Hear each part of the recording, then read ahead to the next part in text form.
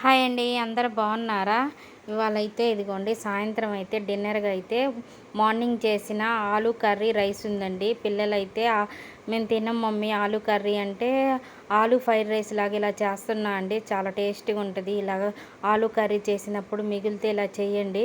ముందుగా అయితే కొంచెం ఒక స్పూన్ ఆయిల్ వేసుకొని పోపు దినుసులు పల్లీలు వేసుకొని బాగా వేగినాక ఉల్లిపాయ వేసుకొని బాగా వేగాక ఇదిగోండి రైస్ అయితే ఇలా వేసుకొని ఆలు కర్రీ వేసుకొని కొంచెం కొబ్బరి కారం వేసుకోవాలి.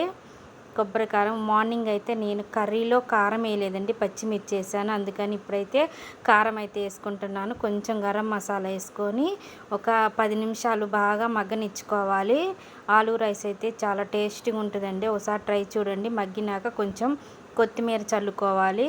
ఇదిగోండి కొత్తిమీర చల్లుకొని ఒక 10 నిమిషాలు అలా మగ్గనిచ్చుకోవాలి. సూపర్ టేస్ట్ ఉంటుంది. ఒకసారి మీరు కూడా ఇలా ఆలు కర్రీ మిగిలితే ఇలా అయితే రైస్ చేయండి. ఆలు రైస్ చాలా టేస్టీగా ఉంటుంది. ఇంకోండి మా పిల్లలకైతే ఇలా సర్వ్ చేశాను.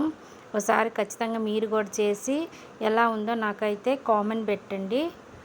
చాలా టేస్ట్గా అయితే ఉంటుంది. ఇదిగోండి మార్నింగ్ అయితే కర్రీ తినలేదండి, చాలా మిగిలిపోయింది. అందుకని నేనైతే ఇలా ఆలు కర్రీ చేశాను. చాలా టేస్ట్గా ఉందండి. మీరు కూడా ట్రై చేయండి. ఇలా ఆలు కర్రీ చేసినానా?